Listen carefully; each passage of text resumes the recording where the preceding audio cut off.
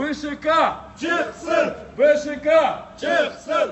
25 августка караган түнү Борбордук шайлоо комиссиясында шайлоого атсалышкан партиялардын өкүлдөрү, жарандык активисттер жана журналисттер ондогон адам чогулду.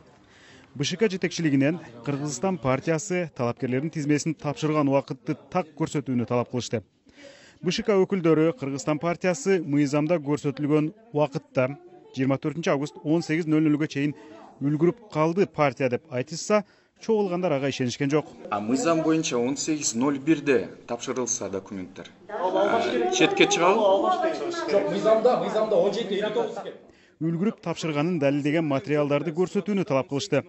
Ал БШКга кирип чыккандарды тартып алган видеокамера жана документ тапшырганы келген партия өкүлүн каттаган журнал. Бул жерде бир эле суроо. Кайсы партия экенин бизге маанилүү эмес. Бирок бул жерде ар бир партия келип документтерин тапшырганда дээрлик 30-40 мүнөт 1 саатка чейин убакыт кетет. Анткени талапкерлердин саны 100-150ге чейин жетет. Анын ар бирин карап чыгыш керек.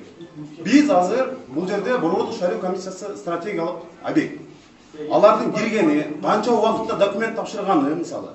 Бул видеокамерада баары тартылган. Эгерде көрсөтсө, бул коомчулук үчүн эң мындай ачык айкын, адилеттүү шайлоого ишенебиз. Камерадан алынган видеодогу саат Кыргызстан партиясынын өкүлү документтерди мыйзамда белгиленген убакытта тапшырбаганын көрсөттү. 10 секунд kaldı. 8, 7, 6, 5, 4, 3, 2, 1. Bomba!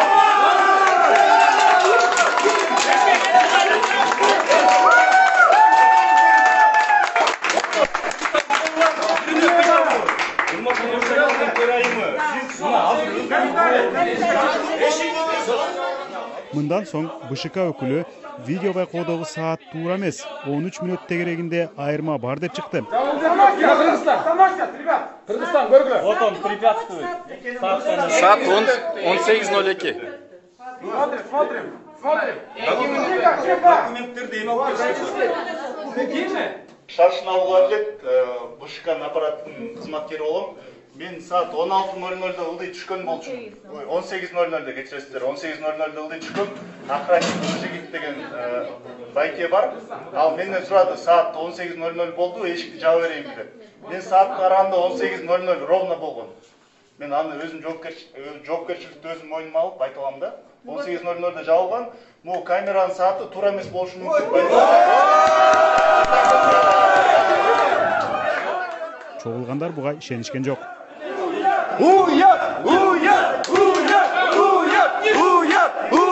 Урматтуу достор, азыр эч кандай аттануунун, шылтоонун, угуунун кереги жок. Биз бул жерде видео тасмада көрдүккө чыгып келгенин. Бул жерден регистрациядан да өткөн жок. Бул жерде биз билебиз, шайлоону керек болсо президент кол койбосо дагы конституция шайлоону өткөрүүгө алып келет. Ошол сыяктуу биз бияктан сурабай эле баары мыйзамга такашыбыз керек. Биздин конституциябыз бар, биздин мыйзамдарыбыз бар. Ал жакта демек 18:00 дедиби? 18:00 бир эмес, бул жерде эки партия кечип атабы? Аларды шайлоодон четтетишин талап кылышыбыз керек. Эгер четтетилбесе, мына жакта сунуштар болуп атат.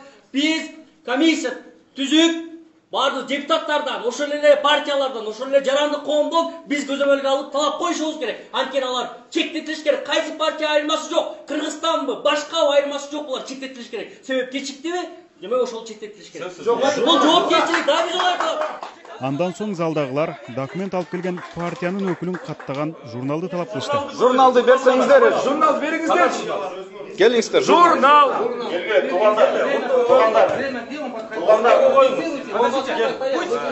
Пусть вот там посмотрим, показывай. Все. Мы сами посмотрим, не надо. Не надо, мы сами посмотрим. Эй! Ой, тибегилер. Сен эмне болуп атасыз? Сиз эмне болуп атасыз? Эй, документи циктин мүчөлөрүнө циктин Маданияттуулукту көрсөтүп азыр. Атайчы журнал. Журналды жулуп ким кылып атат? Жок, журналды ким жулуп атат? Маданияттуулук деген бияктан башталат. Анда дагы Кыргызстан партиясы документ тапшырган убакыт чийилип оңдолуп 17:59 деп жазылганы көрсөтүлдү.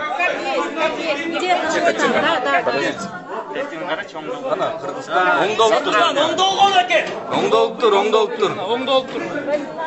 Оңдолгон 17 мына 17 17:59 написано. Это. Бул деген немеге журналга мындай чийип жазгандагы болбойт да, негизичи. Үчүнчүдөн документ тапшырган Кыргызстан партиясынын өкүлү катары аял кишинин аты жазылган. Бирок видеодо партиянын өкүлү катары эркек киши көрсөтүлүп жатты. Эң негизгиси документти тапшырганын күбөлөндүргөн кол тамгасы коюлган эмес. Кимдин фамилиясы жазылып турат ал жакта? Кимдин фамилиясы жазылып турат ал жакта? Абилдиеваның фамилиясы Ким? жазып турат. Ким? Уполномоченный партияның. Фамилия озвучи еще раз.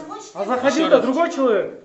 Как? Еще Я- раз я- фамилию. Озвучите фамилию, кто там? Прочитайте Кимдин фамилию. колу Вы турат? сказали женскую фамилию, а он Кто? мужчина. Кто написан на журнале? Нет, не закрывай. Дагы бир баса белгилей кетели. БШК жогорку кеңешке шайлоого бара турган партиялардан талапкерлердин тизмесин жана тийиштүү документтерди кабыл алууну мыйзамга ылайык 24 августта саат 18:00 токтотот. 24-нде саат 18:20 БШКнын басма сөз кызматы 17 партия тизмесин тапшырганын жарыялаган. Алардын катарында Кыргызстан партиясы дагы үлгүрдү деп көрсөтүлгөн.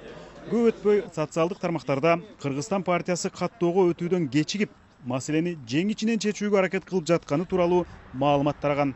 Аталган партиянын өкүлү Нурбек Алимбеков жана БШК мүчөсү Кайрат Осмоналиев бул маалымат чындыкка дал келбей турганын билдиришкен. Мына ушул талаш тартышка байланыштуу БШК маселени жумушчу топ 24 сааттын ичинде териштирип чыгаарын түшүндүрдү. Али Токтакунов, Азаттык.